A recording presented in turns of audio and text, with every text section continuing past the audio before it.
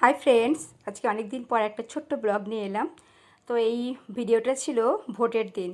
ওই দিনকেই মেয়ে এসেছে, এসেই তো ওর অফিসের কাজ নিয়ে বসে গেছে। তো যাই হোক, সারা রাত জার্নি করে এসে কাজ করতে বসে গেছে, তারপর ভোট দিতে যাব। তাই একটু তাড়াতাড়ি ব্রেকফাস্টও বানিয়ে নিয়েছি, কারণ কি ভোট দিতে গেলে অনেকটা সময় লাগে, অনেকটা ভিড় হয়, লাইন পড়ে। তাই একটু চটপট করে ব্রেকফাস্ট করে নিলাম।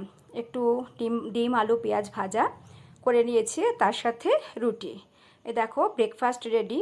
তো ঝটপট সবাই মিলে একটু ব্রেকফাস্ট করে নিয়েছি, কারণ এবার যেতে হবে ভোট দিতে।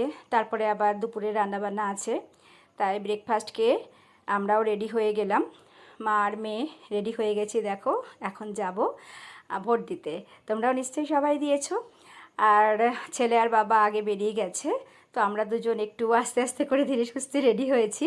রেডি হয়ে দুজনে মিলে আর মেয়ে এলে আমার খুব ভালো লাগে, তাই ওর সাথেই সব জায়গায় যাই। এ দেখো ভোট দেওয়া কমপ্লিট। তো তারপর একটু খুব গরম লাগছিল, তাই একটু কোল্ড ড্রিঙ্কস নিয়ে নিলাম, সবার যার যার পছন্দ মতো। তারপর মেয়ে বললো চলো আজকে কিছু একটা রান্না করি। আমি বললাম চল তাহলে। তো একসাথে মিলে রান্না করছি। মেয়ে একটু মিল্ক পুডিং বানাচ্ছে আর আমি ওই দিক দিয়ে রান্না বসিয়েছি। তো দুজনে মিলে গল্প করতে করতে রান্নাটা খুব ঝটপট করে করে নিয়েছি। আর বাচ্চাদের পছন্দ কি বলো তো, এখনকার বাচ্চারা অনেক রকম ভাতের সাথে এটা সেটা খেতে পছন্দ করে না। তাই আমি একটু তাড়াহুড়ো করে চিকেন করে নিয়েছি, চিকেন কষা, আর তার সাথে ফ্রাইড রাইস। একদম সিম্পল খাবার, আর একটু তাড়াতাড়ি হয়েও যায় রান্নাটা। তাই এটাই ওই দিনকার মেনু ছিল।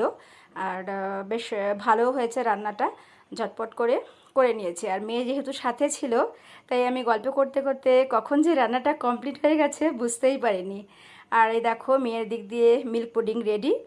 তারপর সন্ধ্যাবেলায় মেয়ের সাথে বসে বসে মেয়ে বললো চলো একটু ল্যাপটপে মুভি দেখি, আর একটু দুজনে মিলে গল্প করি। তো অনেক দিন পর মেয়েটা এসেছে, সত্যি কিভাবে যে সময়টা কেটে গেল, খুব খুব ভালো লাগলো। তারপরে এই দেখো মুভিটা দেখতে দেখতে ভিডিওটা শেষ।